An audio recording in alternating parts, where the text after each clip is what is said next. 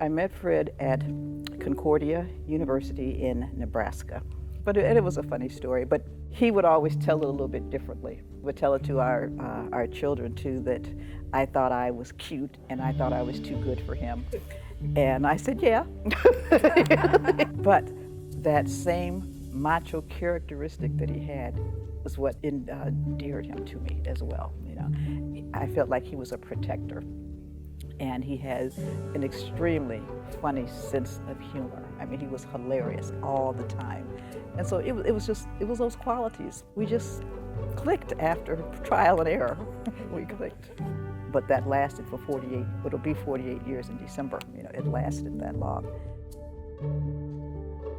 I was teaching in the Lutheran school, and Fred was in public education. So we had our, 3 children. We attended a Lutheran church in Milwaukee, and then when we moved out here to Mequon, I thought, I need to find a church out here anyway. And when I came to Christ Church, that's when I made the shift from religion to relationship, because Christ Church is what enabled me then to start to develop my relationship with Christ. It was just so inviting and so comfortable, and it felt like he was talking to me, and that's something that you hear people say still all the time.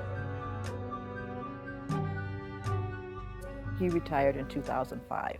Milwaukee was taking its toll on him.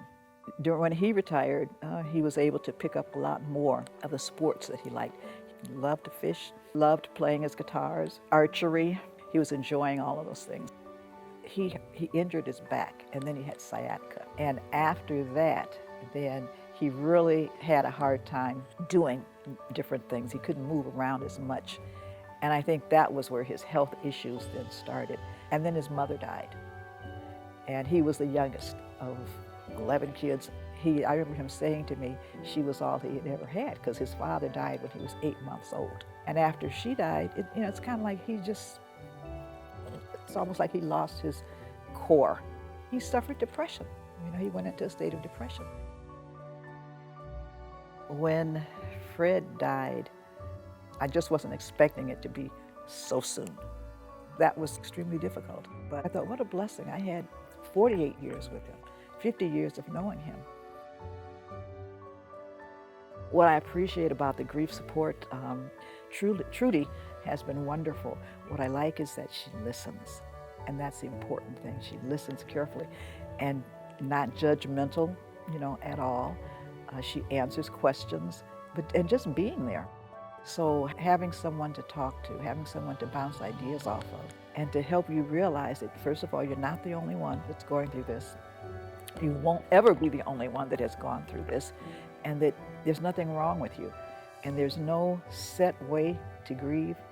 And what I have learned too is now I think I am more understanding of people who are grieving. Yeah, I'm sad, yeah, I miss him. But I know he's not stuck in a chair, and he's not depressed anymore. And I know that, death is not the end. That having that object lesson right there for us, to remember all the time. He raised Christ from the dead. This is what he's doing for us as well.